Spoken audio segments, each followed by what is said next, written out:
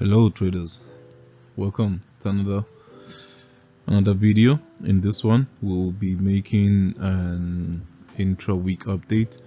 I know it's a little bit early again considering the time of the day, but we've gone through some price action for me to give an update. But in this video I'll be focusing more on the currency pairs because I don't see much update on the indices. Actually there is an update but nothing major. So starting with Russel, if you remember in my weekly outlook video, I said and expected Russel to push to that buy side liquidity coming from the weekly internal range liquidity, the internal gap there that we have, the fair value gap. So I was expecting internal to external range liquidity move. And then when we went on the lower time frame, if you remembered, I highlighted the opening price for this month of October, which is the blue line, the EQ line. If you notice here, you see how price came beautifully and respected it. We came down to the BC that we also highlighted in the weekly outlook video, and I liked how we respected the EQ perfectly. Literally the bodies never went below. Let's say you missed this somehow, right? And at this point we have this buy side liquidity still resting here, but we took it without really sweeping it aggressively. One thing I liked is that later on we got a fair value gap that was created here on the 4-hour chart, on the 4-hour time frame, and then trading into New York session today at 9:30 a.m. we manipulated into that 4-hourly gap, and now price has rejected aggressively away from it. I don't know if your entry model would have given you an entry or not, but mine definitely would have on the 5 minutes chart. Of course on the 15-minute people enter with different things, but here we have the manipulation candle. We took a high first initially, then we took the sell side, so running buy side is easy and would be next. So my entry would have been at this order block or the fair value gap, with the stop loss being at the swing low, while we hold the rest to see how far we go. So yeah, this would have been my entry, but to be honest and completely candid with you guys, I didn't actually take this trade, even though I told myself this will be my focus for the week, one of the few pairs that I would actually be paying most attention to. But yeah, I wasn't on the charts. Life happens, you know, so I can't really beat myself up about it. If we get another 4-hourly gap up here, even though it's in premium, I would likely frame a trade setup to take it to that buy side liquidity all the way up there at 2320.5. so that's my view on Russel, a very clear market maker buy model panning out. When we look at NASDAQ actually had a huge sell-off today. As the week started, we pushed up aggressively on Monday, yesterday, and now Tuesday, today, we melted off again, almost unprovoked in a way. And I believe that these relative equal lows are next, our next draw on liquidity. If you're asking me what our higher time frame draw on liquidity is and where we are projected to go to next, I honestly cannot tell you. Looking at the daily chart, I wanted to see if the daily could have given us a daily BC to work with so that we can have some sort of internal to external range move to tomorrow, but as you can see, the possibility of that BC has been negated. So yeah, right now I am still bullish. I'm still looking for the all-time high, which is not too far now, but I don't know where we could turn around from. So we could see just a simple sweep of liquidity off the sell side there before returning higher. For me to take something like that, I would really need to see a double confirmation on a lower time frame, and my reason is because of all the imbalances that we had on the way down. So when you look at this right now, I think you can all agree with me that these are relative equal lows down here. We have a low there, a low there, so that's why I'm expecting these lows to be run through today. But the problem with buying this now in the future would be the fact that we now have all these imbalances residing over here and over here.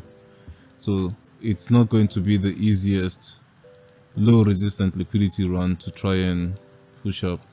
But if we get the structure and if we get the catalyst, some sort of news event at the right time, then I could look for long-in opportunities to continue taking this to the all-time high.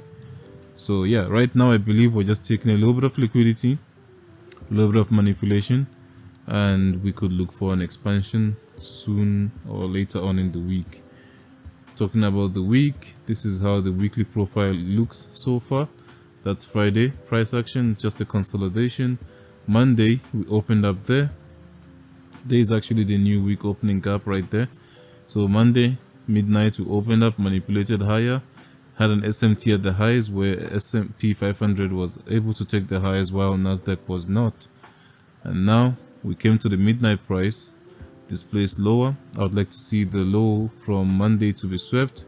I mean from Friday and Thursday to be swept. Then yeah, from there we will see how price continues to print. I believe the highest probability day for NASDAQ and S&P 500 will be on Thursday.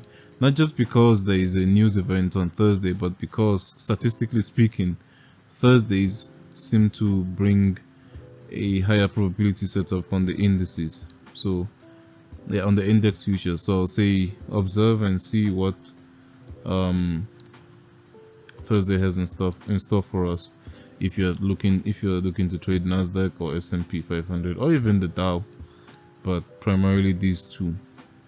Now moving on to currencies. On the dollar index, you would notice that we've been having some funny price action lately, especially for those that are trading ICT's concept. This is the hourly. Let's go to the hourly time frame. This is the hourly time frame. We can see here looked like a manipulation. I personally did not want to see this to continue lower. I wanted to see us disrespect this other block, disrespect this swing high and continue higher. This line that we have here is the buy side liquidity that we highlighted over the weekend.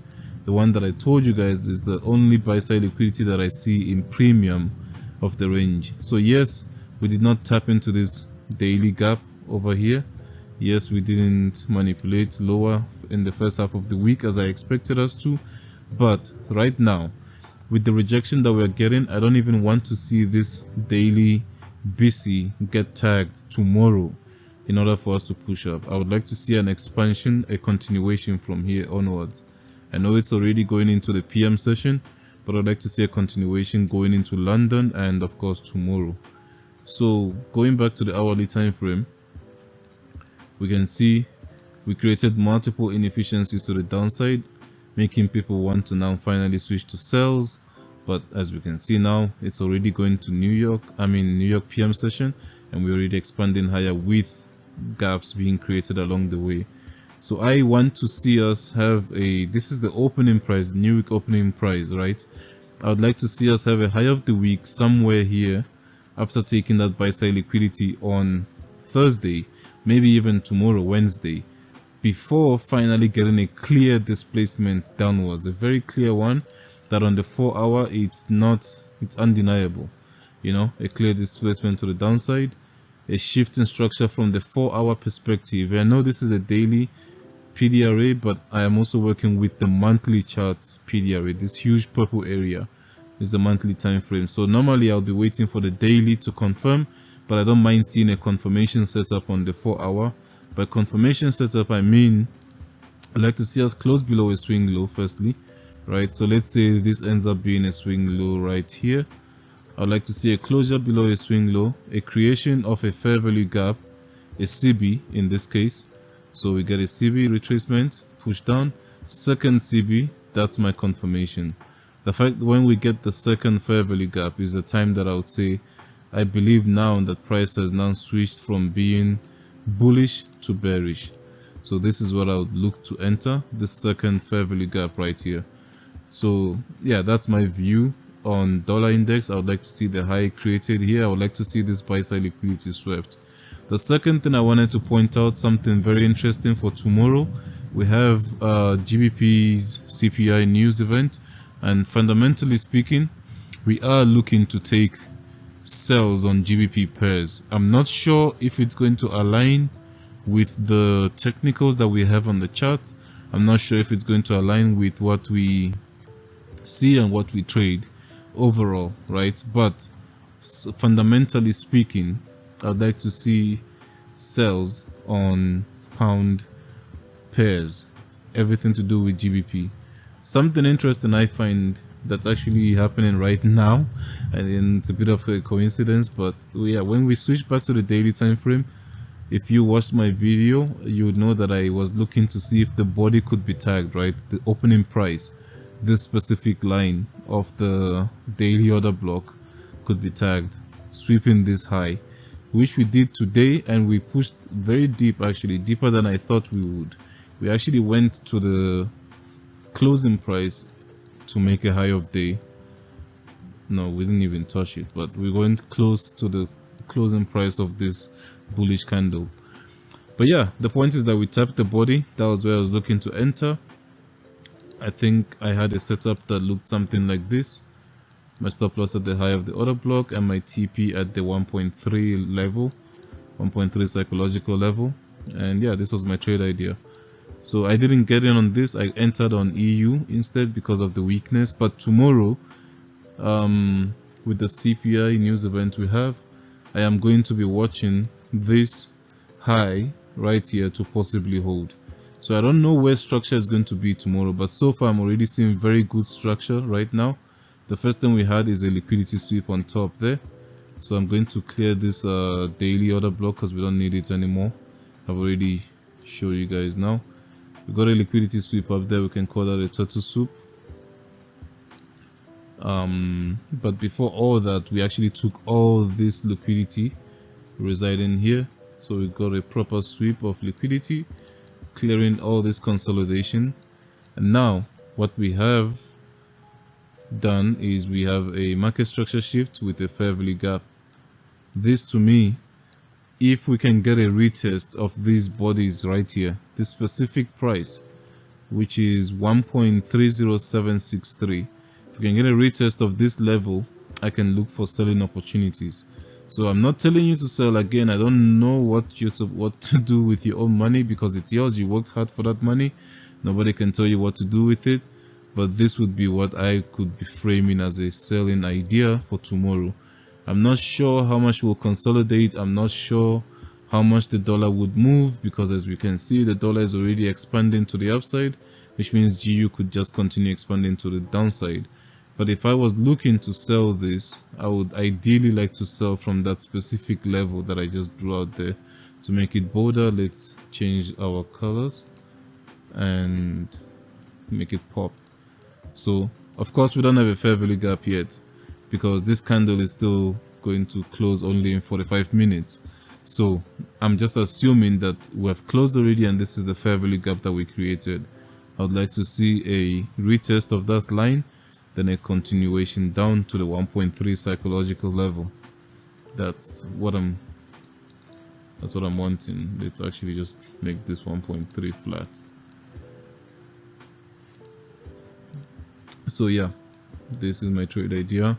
If we can get a fair value gap, then that makes it even better in my opinion. Then we see, yeah, at the end of the day, it's all a game of odds. But yeah, that's what I'm expecting on GBPUSD. Of course, if I am bearish on GU, I'm also bearish on EU, NU, AU, and all the other dollar cross. Euro is already close to its drawn liquidity. As I mentioned earlier, I took EU because of the weakness that we saw there and the fact that we're close to that sell side liquidity from the daily time frame. The sell side liquidity I'm talking about, by the way, is that swing low right there. So when you look at it on the hourly, we can see exactly what I'm talking about. Like it's closer to its sell side than EU is, than GU is. So yeah, let's watch and see what price has for us. I've already covered the index futures. I've covered what I'm looking for on the currency pairs, the majors. Tonight during Asia session we have NZD, CPI I believe, but so far I don't really see much. I don't see much on New Zealand dollar. Nothing is shouting at me. Yeah, nothing's shouting out at me right now. So any trade idea that you see there is probably, I don't know, most things are just sideways when it comes to NZD, so I'm not gonna be touching anything there. But of course, if we are bullish on dollar, we would hope and pray that NZD USD will run the sell side there. So I guess I'll be a bit biased to say and want NZD USD to run the sell side liquidity, primarily just because of the bias that we have here on dollar. But yeah, besides that, nothing else. I did have gold that I was looking at, but I missed my entry.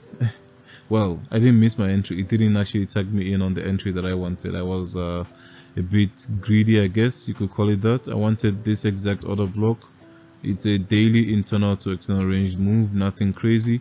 Literally just same model that I teach on the making ends meet playlist on the channel. So if you go to my channel, go to the playlist section, you'll find making ends meet. You'll find I'm looking for a daily internal to external range move, and we just needed an SMT on a lower time frame confirmation inside of that PDRA for us to be bullish. So yeah, we got that last week right here. We got the SMT and everything we needed. We got the other block here which I missed, but now today we actually got a retest of the daily fair value gap, and then we got the hourly shift right here. When we closed above the swing high over here, the entry normally would be to buy this hourly BC, but I was not in the best place mentally that I demanded price to give me the most extreme entry in order for me to not feel even worse than I really was mentally that time. So yes, I was very stingy with my entry. This was my setup, as you can see. So yeah, I really wanted to see this order block tagged.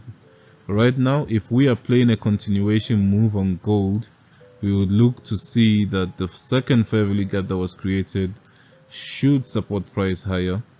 The same fair value gap is also visible on silver if you don't trade gold and you only trade silver. So I'm looking for higher prices there on gold, and I'm also looking for higher prices here on silver. The same idea going on. SMTs in the high time frame PDRA, BC created there, market maker buy model, so we could look for that high to be tagged. Yeah, we could actually get that tomorrow, but the thing is we don't have any high impact news on the dollar tomorrow, so I wonder if we'll get this, but this will be really nice to see on silver and of course gold. But yeah, that's all I have for now. Stay safe, good luck, and good trading.